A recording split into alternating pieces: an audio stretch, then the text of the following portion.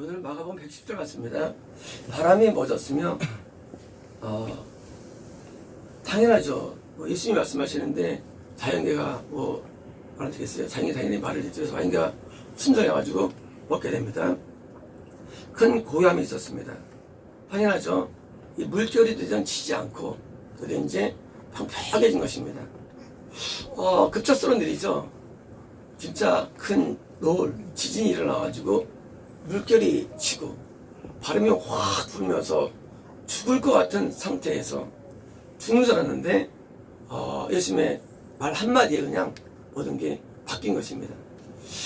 예수님께서 왜 저희들에게 이런 기적을 보여주셨을까요? 그것은 저희들에게 믿음의 훈련 때문입니다.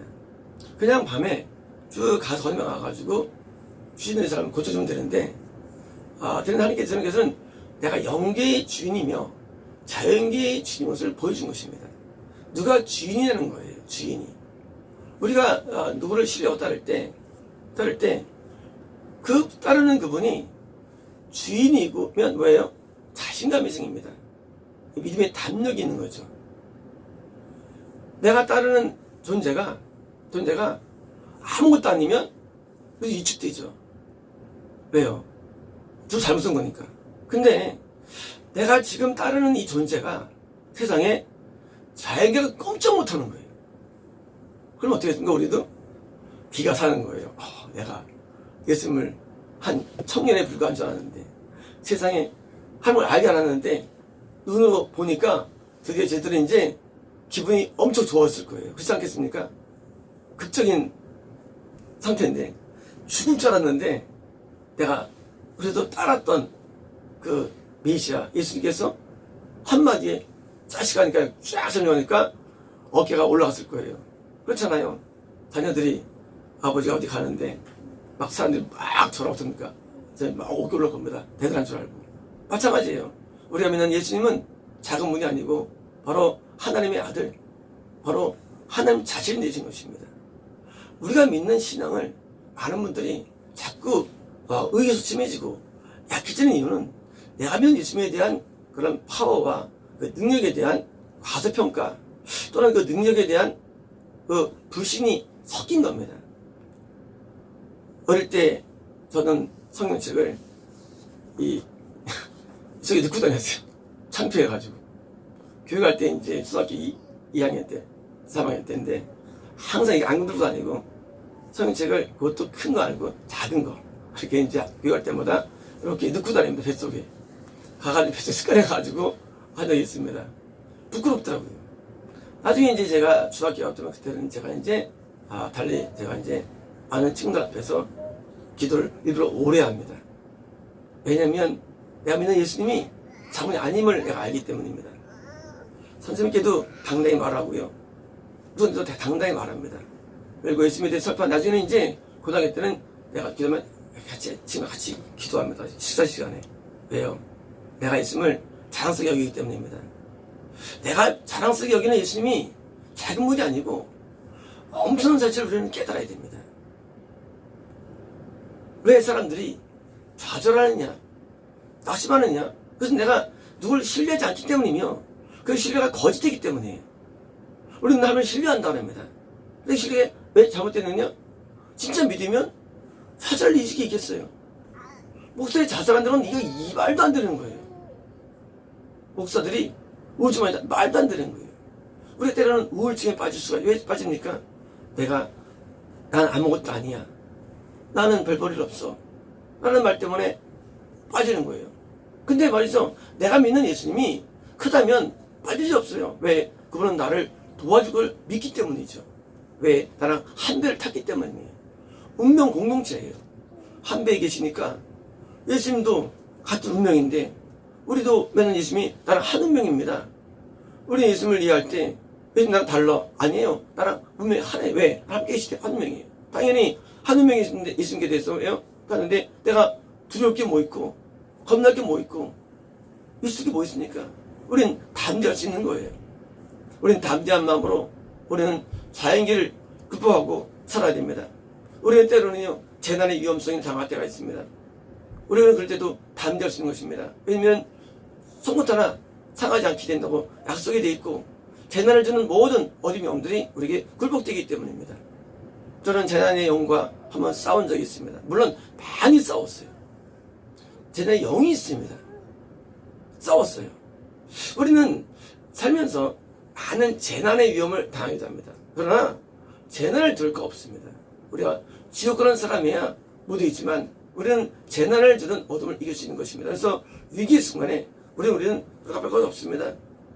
침몰의 위험, 많은 비행기가 추락하고 배가 파손당하고 자동차가 사고나며 기차가 탈선하고 많은 문제가 생길 수가 있습니다. 그러나 걱정할 수 없습니다. 속을 따라 해할 수 없습니다. 우리 이길 수 없는 것입니다. 왜? 예수님 내 안에 계시기 때문에. 자, 마귀들은요 인간을 죽인 다음에 지옥으로 갑니다. 그렇죠? 사고를 통해서. 왜? 마귀가 안에서 역사하기 때문에. 예수님 역사하면 그게 안 일어나요. 많은 재난들은요 마귀가 안에서 역사해가지고 안에 귀신이 제 영을 끌어오는 거예요. 불러오는 거예요. 그럼 제 영이 그래가지고 우리를 죽이면요 상을 많이 받아요. 사실은 지옥 가서. 그때들도 물론 우리 같은 건 상이 아니지만 칭찬받으면 마귀한테 칭찬받아요. 귀신들이. 근데 우리는 반대예요. 예수님 안에 계시기 때문에 예수님 계시기 때문에 재난에 대해서 뭐요? 우리는 이거를 우습게 여기고 이거 우리는 무시하는 겁니다. 그래서 경우 많지 않습니까? 얘기하는데 어떤 그런 사람이 버스를 타셨는데 가다가 그 운전사한테 운전장만 그래서 내려줘. 내리는데 아닌데요. 빨리 내려줘. 내리는데 아닌데요. 내려주니까 운전사가 저기 내려주죠. 그리고 버스가 5분 20분 뒤에 추락한 경우가 괜히 많았죠. 역사적으로도. 이런 사례는 엄청 많아요. 이런 사례들은. 하나님께서 그 자녀를 보호해 주시기 위해서 알려주신 거예요. 버스의 추락사를 알고요. 미리 말씀해 주신 겁니다. 만약 이런 사례가 없다면 뭐예요? 이 성경도 증명할 수 없죠. 옛날 이거 더 쓴 것 같다. 아니에요. 이런 스토리의 사례들은요 엄청 많습니다. 사례들이. 비행기를 타기로 했습니다. 근데 주일날 때문에 대통령한테 보고합니다. 못 가겠습니다. 대통령이 화가 났죠. 이 자식들이 해외 순방하는데 안 따라와? 화가 났는데 결국은 2명이 그 이상 안 가고요. 그 비행기가 폭발해버립니다. 언제 있었던 이 사실이? 그때 우리나라에 있던 일이에요. 비행기 자체가 다 폭발해버렸어요. 그 기독교인 2명 하나님께서 도와주셔서 안 가게 한 거예요. 물론 주의 성수들도 있지만 뭐예요? 하나님께서 밤에 감동 주신 거죠. 이런 사례를 쓸 수 한두 곳도 없어요. 하나님 믿는 사람들이 보호받는 내용들은요 그것을 헤아릴 수 없습니다. 우리는 지금 예수님의 제자들이 지금 큰 이 폭풍에서 그리고 버림받았다. 사례 하나일까 이게요? 아니에요. 2년 동안에 이런 사례들은요 이거는요 이런 간증만 해도 수리를 헤아릴 수 없어요. 하나님 우리를 지금도 보호해 주시는데 모든 자연계 힘으로부터 우리를 보호해 주십니다. 우리는 때로는 비와 눈과 폭풍과 허리케인, 돌풍 많은 걸 만나죠. 한국은 태풍이고요. 만나죠. 우리는 모든 자연에 대해서 담대함을 가져야 됩니다. 왜? 자연계의 주인이 내 안에 계신 예수님이라는 거예요. 멀리 계신 분이 아니고. 한 배 타신 분이라도 예수님이 멀리 계실까요? 아니, 예수님은 우리 안에 계십니다. 우리 예수님의 성전이에요. 내 안에 계십니다. 이 예수님의 뜻을 우리는 받들어 살아가는 뭐예요? 종이고 소유물인 것입니다. 우리 백성인 것입니다. 우리가 예수님을 따라 살 때 우리는 모든 마음의 두려움들을 제거하고 염려를 제거하고 자신감 있게 살아가야 됩니다. 온 만물을 다스리는 왕이 되십니다. 창조주가 되십니다. 심판주가 되십니다. 우리가 믿는 신앙은 작은 게 아닙니다. 우리 신앙은 이런 다른 일반 조그만 신앙들이 아니에요. 누구를 믿는 자신 믿는 신앙이 아니라 바로 하나님 믿는 신앙이에요. 당연히 뭐예요? 담대해야 됩니다. 저희들이 믿음적다라는 듯이요 좀 책망을 받게 됩니다. 왜일까요? 따를 때는 굉장히 따랐어요. 막상 혼란당하고 핍박당하니까 위축된 거예요. 위축이 어디서 왔느냐? 믿음의 자금에서 온 거예요. 자금. 그러면 이 믿음의 자금이 지금 허전냐? 그건 아니에요. 우리는 내 믿음을 자꾸 활용하고 개발시키고 이거를 써야 됩니다. 믿음은 쓰는 거 문제지 작다는 문제 아니에요. 믿음을 쓰라는 얘기입니다. 이걸 안 쓰면 작은 거예요. 우리 믿음을 사용해야 됩니다. 우리는 모든 사고에서 믿음을 써야 됩니다. 믿음을 쓰고 믿음을 또 이것을 또 증명해야 됩니다. 신앙이 뭘까요? 신앙은요, 믿음이라는 그 기관차를 객차로서 증명하는 거예요. 어떻습니까? 당연히 뒤에 객차가 따라오죠. 기관차에 있으면. 예수님이 증명하는 게 아니고 믿음을 내 믿음이 예수님을 증명하는 겁니다. 오해하면 안 됩니다. 예수님이 내 믿음을 증명하는 게 아니에요. 내가 갖고 있는 믿음이, 내 안의 믿음이 예수님을 증명하는 겁니다. 거꾸로입니다. 많은 분들이 말합니다. 예수님 살아계시기 때문에 그거 되는 거 아니야. 내 안의 믿음을 가지고 예수님을 증명하는 게 신앙생활입니다. 예수님께서는 자기 말에 가서는 아무 기술도 행할 수 없었어요. 이런 능력이 없었기 때문이 아니에요.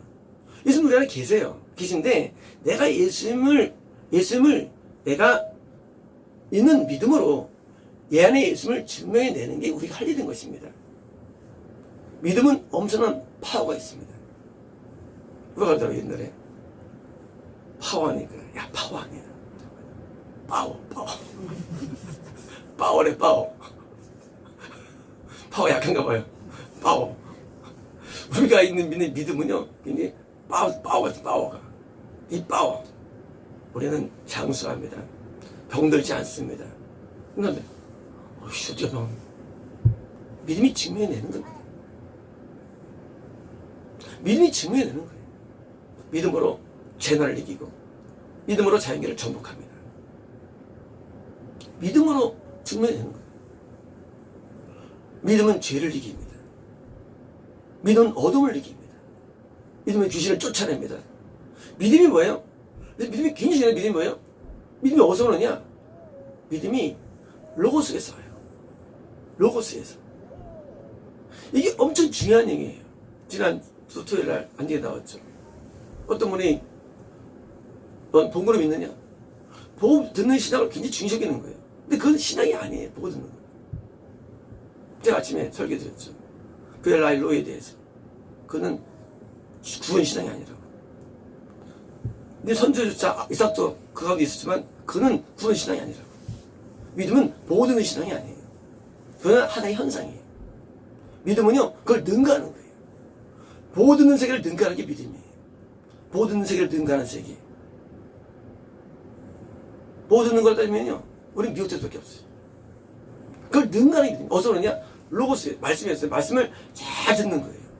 말씀을 잘 듣는 사람이 결국 믿음이 생깁니다. 그 믿음이 쭉 이루는 겁니다. 그래서 우리는 이 말씀을 잘 듣는 겁니다. 우리 전사님께서 여기서 말씀을 듣습니다. 또 이제 편집할 때 봅니다. 전사님 말씀을 틀고 또 자요. 원래 옛날 얘기지만 그래요. 말씀을 틀고 자요. 말씀이 참 좋다는 거예요. 이 말씀이 믿음을 주는 거예요. 저는 어릴 때부터 항상 회개하면서 이 성경에서 이 말씀을 맨날 하고 또 하고 회의적이었어요. 나중에 알게 됩니다. 이 말씀은 로고스예요. 로고스가 우리에게 바로 공포되는 순간에 뭐예요? 믿음어가 내 안에 믿음어가 됩니다. 정형화됩니다. 이런 거예요. 반지가 처음에는 이제 금가를 모으죠. 반지 아니죠. 그건 믿음이 아니에요. 나중에 뭐 나오니까 녹입니다. 금가루를 녹여요. 녹여서 이제 부순물을 빼버려요. 빼버리죠. 나중에 순금으로 드디어 반지 모양을 만들어버려요. 이게 믿음이에요. 믿음이 원로인, 재료인 계시나 은사, 말씀, 기도, 찬양, 요게 믿음은 아니에요. 이게 뭐 하죠? 그러니까 잘못된 해석과 내용들이 빠져나가요. 드디어 이제 순성의 요소만 있는 내용만 남아요. 나중에 정형화돼요. 반지입니까? 구원이라는 반지가 이루어지는 거예요. 구반지. 이 구원이라는 것은요, 사실 모든 신앙이 해서 모든 총화예요. 다시 말해 믿음은 뭡니까? 믿음은 모든 신앙의 총화예요. 드디어 반지깁니다. 뭡니까? 반지기면 어딘가? 드디어 반지는 뭐요? 당당히 나가는 거예요. 신랑의 아내가 되고요.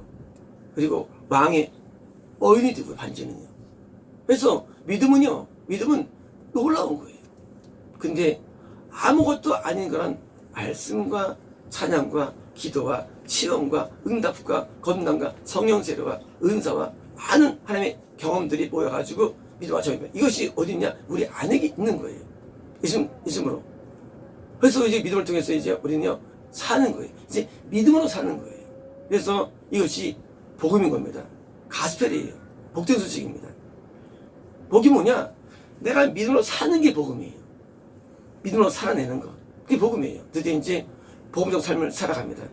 이제 제들은 이제 드디어 이때부터 이제 어떻습니까? 아마 뿌듯했을 거예요. 내가 모신 예수님이 그걸 주무시면 불구하고도 깨웠을 때 탁 하니까 전자니까 저들이 이제는 겁이 없었을 거예요. 갈릴리 옷을 볼 때마다 옛날에 두려움이 있었겠죠. 거기서 거기서 볼 때 풍랑들이 경험했습니다. 이제는 바다가 두렵지 않습니다. 이제는 세상이 두렵지 않은 거예요. 세상이 무섭지 않은 거예요. 세상에 대해서 발로 밟는 거예요. 나중에 베드로는요 무리를 밟게 됩니다. 세상 안 두려워요. 왜? 경험했거든요. 그러니까 베드로는 무리를 밟아요. 물론 빠졌지만 안 두렵기 때문이에요. 그때는요 빠지면 죽는 건데요. 누가 죽음을 안 두겠어요? 안 무서워해요. 두려워하지 않습니다. 왜일까요? 오늘 경험했기 때문입니다. 드디어 이제 세상을 두지 않고 보니까 드디어 이제 세상에 대해서 큰 소리 칩니다. 나중에 베드로는 성경만 뭡니까? 예루살렘에서 설교를 크게 하죠. 사람들이 놀래죠. 저 사람이 과거에 옛날엔 겁쟁이였는데 그가 어부로서 황금임자인데 깃털 말을 보고 놀랄 때 보니까 그때 봄의 역사가 나타난 겁니다. 우리는 담대함을 소유해야 됩니다. 우리의 믿음은 엄청난 믿음입니다. 마치겠습니다.